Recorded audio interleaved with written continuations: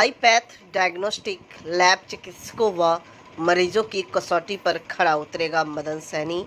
गुणवत्तापूर्ण चिकित्सा के लिए विश्वसनीय रिपोर्ट आवश्यक, जरूरतमंदों तक पहुंचे इस लैब की सुविधा।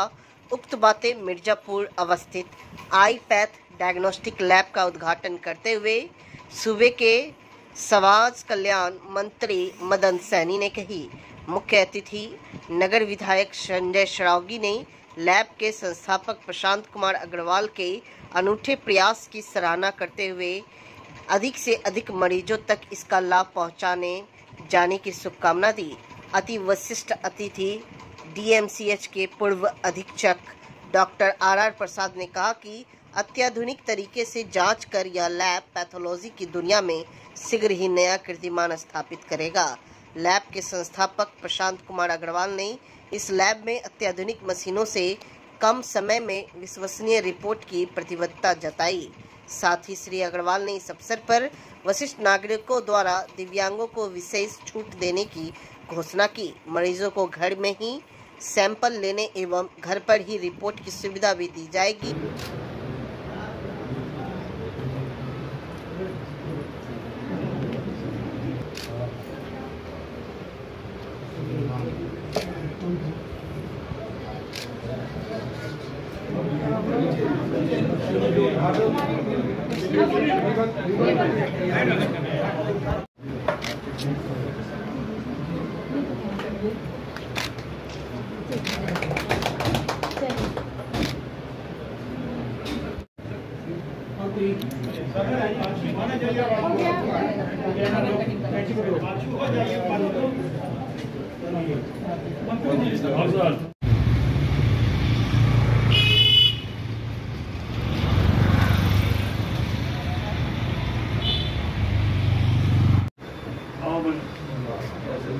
कहाँ पर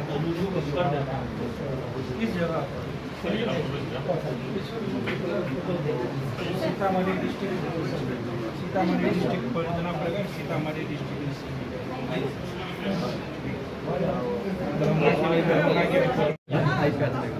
आज दरभंगा शहर के पैथोलॉजिकल क्लिनिक का आज उद्घाटन हम लोग को करने का अवसर मिला है।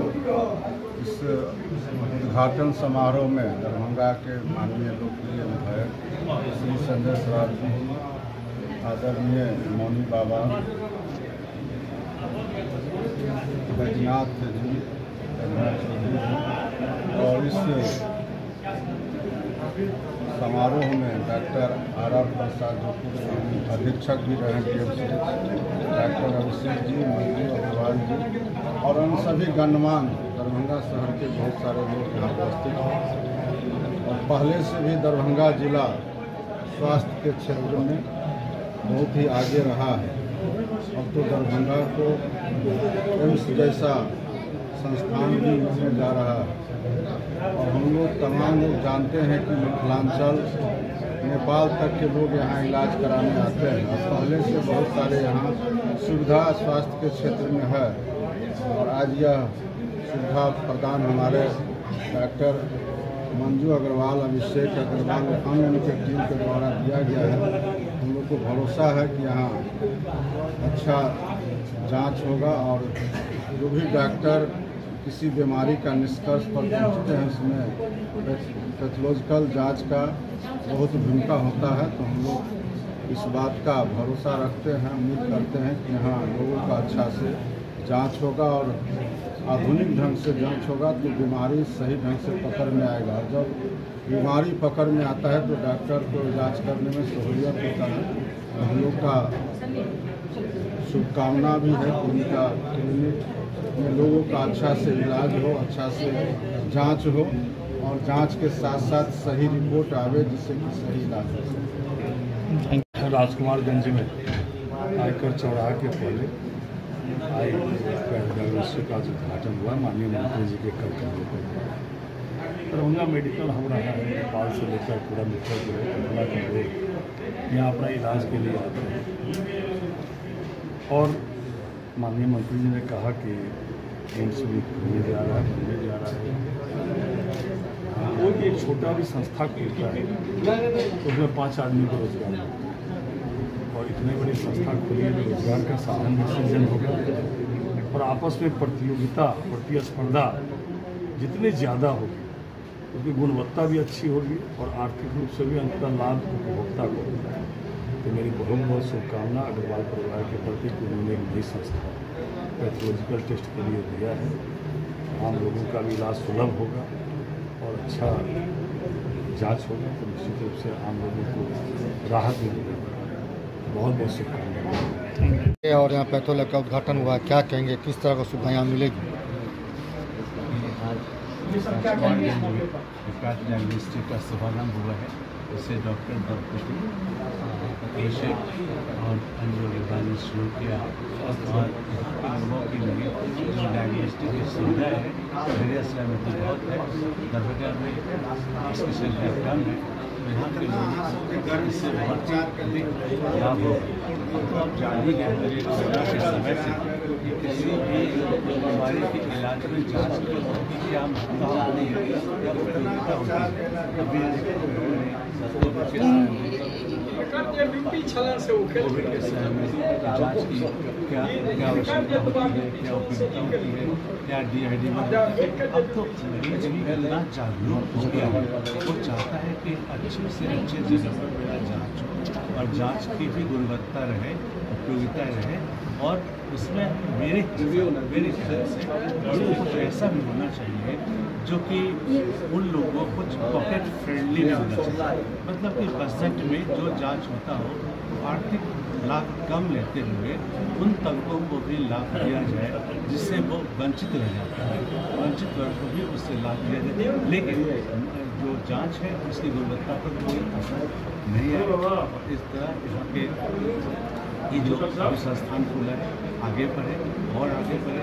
बहुत से भी जाँच है, CT स्कैनिंग है, इकोकार्डियोग्राफी है, ECG है, जिससे अधिक से अधिक संख्या में जाँच होगा और इलाज जो है वो संभव हो सकेगा। बायोप्सी हो उससे भी इलाज हो सकेगा। अच्छे इलाज के लिए अच्छी जाँच की आवश्यकता है।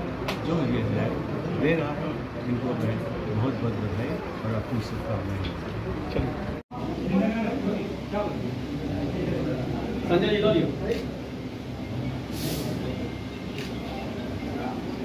तो मैं आईपैथ डायग्नोस्टिक फैमिली की तरफ से सभी आगंतुकों को धन्यवाद देना चाहूँगा। मेरा जो मेन पर्पस, जैसे ये आईपैथ डायग्नोस्टिक मैंने जो इस दरभंगा शहर में खोलने का मेरा मेन पर्पस ये है कि यहाँ के लोगों को एक गुणवत्तापूर्ण जांच जो है वो मिल सके। और सर्विस के मामले में जैसे दिन में तो मिलता ही सर्विस, रात में भी बहुत सारे इमरजेंसी पेशेंट हैं जो कि उधर उधर जांच के अभाव में भटकते रहते हैं। आज यहाँ पर 24 आवर सर्विस की शुरुआत हो गई है। रात में जितने भी इमरजेंसी हैं, चाहे कार्डियक पेशेंट हों, कुछ ऐसे डिलीवरी वाले पेशेंट होते हैं जो कि हीमोग्लोबिन और ब्लड ग्रुप के टेस्ट के कारण क्या होता है उनका काफ़ी प्रॉब्लम हो जाता है। ये सारा सेवा यहाँ पे है। इलेक्ट्रोलाइट जैसे जो जांच है वो भी मतलब अति शीघ्र पेशेंट को अवेलेबल हो जाएगा।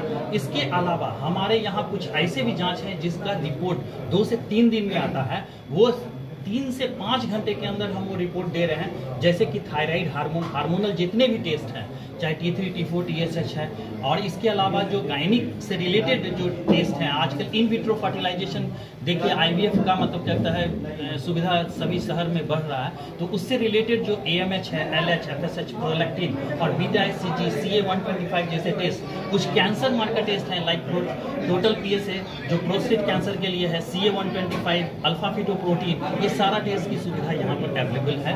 और 3 से 5 घंटे के अंदर पेशेंट को उसका रिपोर्ट मिल जाएगा। पेशेंट अपनी ट्रीटमेंट करा करके घर वापस पैकेज भी है। हाँ, हमारे यहाँ सबसे पहली बात, मैं जो यहाँ पर इस आईपैथ डायग्नोस्टिक की शुरुआत करने का एक और पर्पस मेरा है वो सेवा भाव है। यहाँ पर सीनियर सिटीजन कंसेशन, दिव्यांगों के लिए हम मतलब करता है एक विशेष सुविधा हम दे रहे हैं। दूसरी बात, मेरी जो सबसे मेन एम ये है, गोल ये है यहाँ पर इसकी शुरुआत की, तो ये है क्या कि हम पेशेंट को इन क्लिनिक और उनके सुविधापूर्वक जगह पर जाकर के हम लोग सेवा दे सकते हैं। पेशेंट को बहुत ज़्यादा परेशान होने की, क्योंकि वो खुद से पहले से परेशान रहते हैं। अगर हम उनको ऑन स्पॉट सर्विस देते हैं, उनके घर से कलेक्शन की सुविधा है, हॉस्पिटल से कलेक्शन की सुविधा है, उनके ऑफिस से, अगर वो ऑफिस में भी जैसे बैंक के एम्प्लॉय हैं, अब वो फ़ोन कर देंगे तो हम लोग बैंक से मतलब वहाँ पर उनके ऑफिस में जाकर के भी वो कलेक्शन ले करके रिपोर्ट उनके गंतव्य स्थान तक हम पहुँचाएंगे। इसके अलावा ऑनलाइन फैसिलिटी है, तो सीनियर सिटीजन और दिव्यांगों के लिए, दोनों के लिए हमारे यहाँ सुविधा है। उनको विशेष कॉन्सेशन, विशेष सुविधा दी जाएगी। इसके अलावा हमारे यहाँ जैसे होल बॉडी चेकअप, आजकल जो जांच के लिए अवेयरनेस काफ़ी बढ़ गई है, तो आजकल जो अवेयरनेस बढ़ गई है तो हमारे पास पैकेज जो है, मेरे पास वो पैकेज है कि अगर पेशेंट उसको डिज़ाइन करना चाहे तो वो खुद डिज़ाइन करके उनको सिम्टम्स के आधार पर, आजकल पैकेज के नाम पे क्या होता है, होल बॉडी चेकअप करवाइए, होल बॉडी चेकअप करवा लिए, मतलब चेकअप तो हम पूरा करवा लिए, बट जब वो डॉक्टर के पास फिर जाते हैं, दिखाते हैं, तो पता चला कि जो उनका टेस्ट है होना चाहिए वो तो है ही नहीं। हाँ, एलएच जितना भी है, लीवर प्रोफाइल करवा लिए, किडनी प्रोफाइल करवा लिए, थायराइड प्रोफाइल करवा लिए, बट उस लीवर प्रोफाइल में और किडनी प्रोफाइल में और ये पूरे होल बॉडी चेकअप में अगर उनको आर्थराइटिस का प्रॉब्लम है तो RA, CRP, ASO ये सारे जैसे टेस्ट नहीं रहते हैं, फिर से उनको वापस आना पड़ता है और पता चला कि फिर अगर सिम्टम्स बताएंगे तो हम एक पैकेज डिजाइन कर देंगे और उस पैकेज के हिसाब से उनको मतलब। मेरा नाम प्रशांत कुमार अग्रवाल हुआ। इस आईपैथ डायग्नोस्टिक की टीम मैंने आज से 6 साल पहले यहाँ पे बेगूसराय में रखे थे। ये हमारा तीसरा ब्रांच है।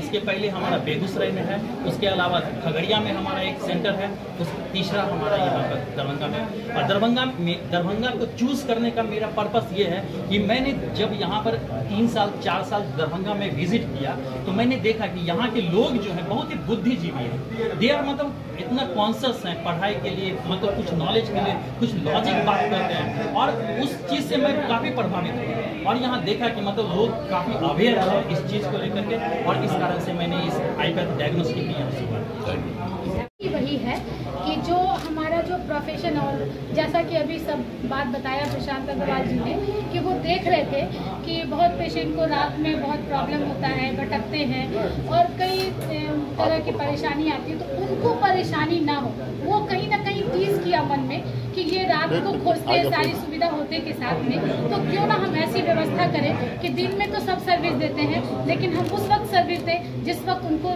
खास ज़रूरत हो। वही लोग खोजते हैं जिनको रात में ज़रूरत होती है, इमरजेंसी में ज़रूरत होती है, तो हम उन लोगों के लिए खास काम करेंगे। और दिव्यांग हैं, जैसे हम लोग हमेशा से दिव्यांगों के लिए बहुत अपने पिताजी से सीखे हैं कि दिव्यांगों की सेवा करना, तो हम उनके लिए काम करेंगे। और बाकी उस पैकेज में जो हमारे वरिष्ठ नागरिक हैं उनको पूरी सुविधा के साथ, और इसमें पूरी तरह से हम लोग क्वालिटी का पूरी तरह से ध्यान रखेंगे कि कहीं से भी उन लोगों को परेशानी ना हो। नाम बता दिया। मैं डॉक्टर अंजू अग्रवाल।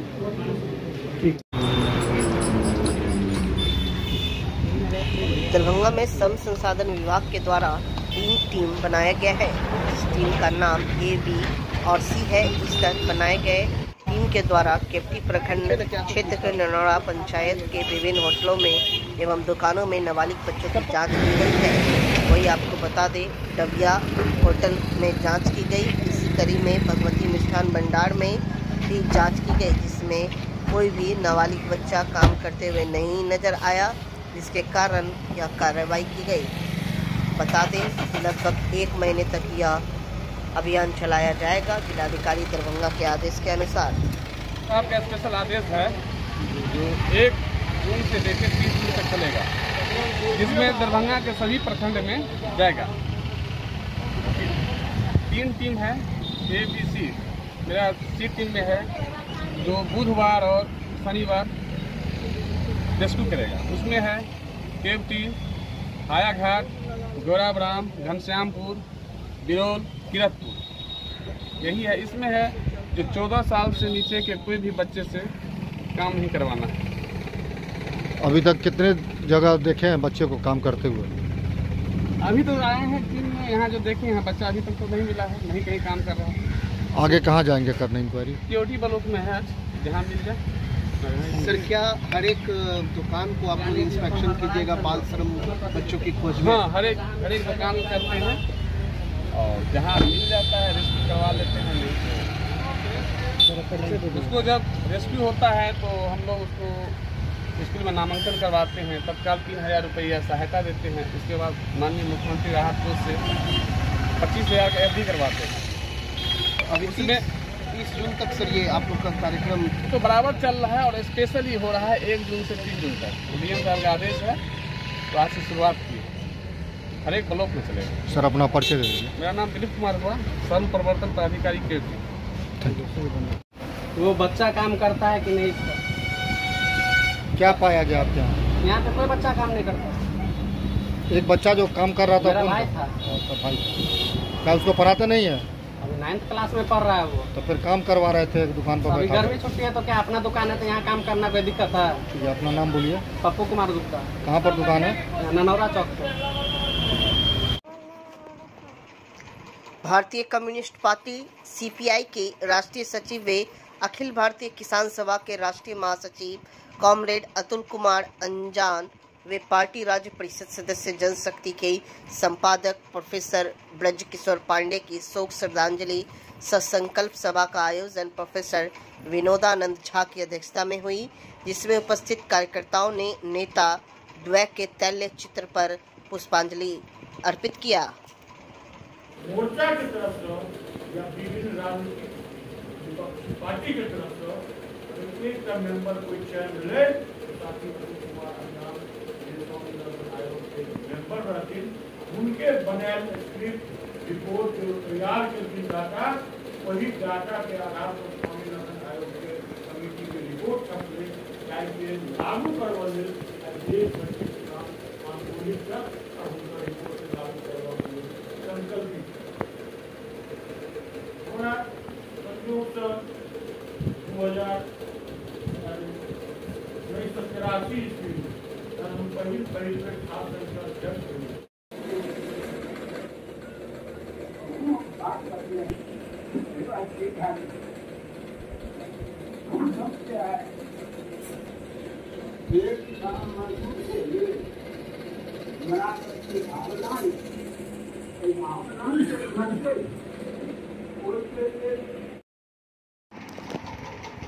वीडियो ने शराब के नशे में पुलिस वाले को मारी टक्कर। कैमूर में महिला सिपाही समेत 3 पुलिसकर्मी हुए घायल। वीडियो हुए गिरफ्तार। कैमूर में बनाया गया है जगह जगह चेक पॉइंट। इसी दरमियान चैनपुर के चेक पॉइंट के पास रात करीबन 2 बजे चैनपुर थाना क्षेत्र के केवा नहर के पास उत्पाद विभाग की टीम चेकिंग कर रही थी। उसी समय चैनपुर वीडियो ब्रिजभूषण कुमार ने अपनी निजी गाड़ी से आ रहे थे। चेकिंग देख वीडियो ने गाड़ी खिड़की और पुलिसकर्मी नजदीक आ गए। इसी कड़ी में वह आगे बढ़ा, जिसमें 3 पुलिसकर्मी घायल हो गए।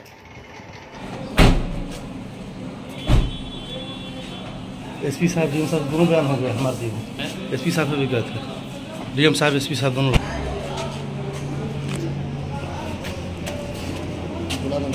हाँ हाँ बोलिए।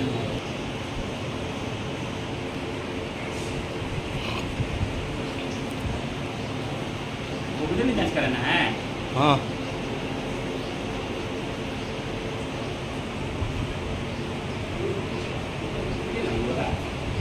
वीडियो ने शराब के नशे में लगभग 2 से 3 पुलिसकर्मियों को रोनते हुए निकल गए, जिन्हें गिरफ्तार करके अभी कोर्ट में चैनपुर पुलिस ने उन्हें पेश किया था।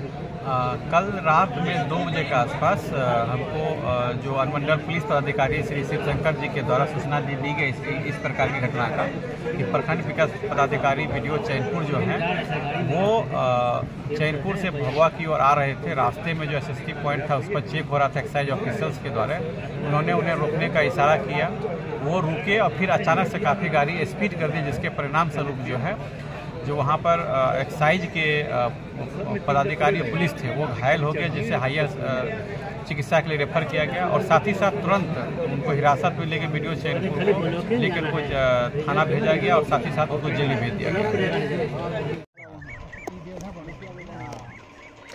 जयनगर के गाडा बॉर्डर के रास्ते धरले से हो रही है तस्करी। बेखौफ तस्करों को एसएसपी का नहीं है भय। नेपाल से गांजा, शराब, टूथपेस्ट आदि की हो रही है तस्करी। सीमा पर नहीं रहे सुरक्षित जवान, तस्करों की तांडव से लोग हैं परेशान। जिला में जयनगर 48वीं वाहिनी की एसएसबी जवानों की बड़ी लापरवाही सामने आई है। दरअसल गाढ़ा बॉर्डर के रास्ते खुलेआम तस्करी हो रही है, ऐसा कहना है स्थानीय लोगों का। इधर ग्रामीणों से मिली शिकायत पर जब संवाददाता रविवार की दोपहर करीबन 12 बजे गाढ़ा बॉर्डर पर पहुंची तो हैरान करने वाली तस्वीरें सामने आई। दरअसल सीमा स्तंभ संख्या 274/43 के दूर दूर तक एक भी एसएसबी जवान नहीं देखा गया, जबकि एसएसबी का दावा है कि बॉर्डर पर एसएसबी हमेशा अलर्ट रहती है। सवाल यह उठता है कि यदि दिन में एसएसबी ड्यूटी नहीं करती है तो फिर रात को क्या होता होगा। गाड़ी वाला सामान सब दारू ढोए है। हाँ गाड़ी घोड़ा है जाए है ये पेस्ट उसको के गाड़ी सब ढोला है बाटे तस्करी माने है बाटे करे जते दारू वाला गाड़ी तब हो छै एही तक जाय छै क्या। अच्छा के रात में क्या बजे सब माल ढोए बाटे से नहीं कहो हमरा बीच में घर है लेकिन तस्करी होए बाटे। हां होई एसएसबी नहीं रहे 6:30 बजे वो डेल जाय छै। अच्छा 6:30 बजे के बाद जौन फीके 6:30 बजे के बाद कोई नहीं रहता है, एक बार तस्करी चालू रहा। हाँ। आप चाचा यही आपका गांव इसी घर में है? इसी गांव में आपका घर है? क्या नाम हुआ आपका? हमारा नाम जोगिंदर यादव। जोगिंदर यादव जी हुए। अभी कहाँ जा रहे हैं? किसानी करने? अभी गर्दश लग जा रहे खेत में डालने के लिए जा रहे हैं। कौन गाँव घर हुआ आपका? गरहा हुआ। आपका घर कहाँ पर है? बटाई करता है, बटाई में पेट अब मैं हम मेहनत कर रहा, हमको बाबू के पास जो हिसाब था दो भाई के हिसाब अभी तक। आप लोग बहुत गरीब है? नहीं बहुत गरीब है, लेकिन आप तस्करी होता है। कुछ कर नहीं सकते। पुलिस प्रशासन मैंने कोई नहीं रोक सोक नहीं। चलिए कहियो ना, मैंने जो पीता है उसको पकड़ता है पुलिस। पिलहो के नहीं पकड़ता है। अच्छा पिलहो के नहीं पकड़ता है, इनका पिलहो के नहीं पकड़ता है।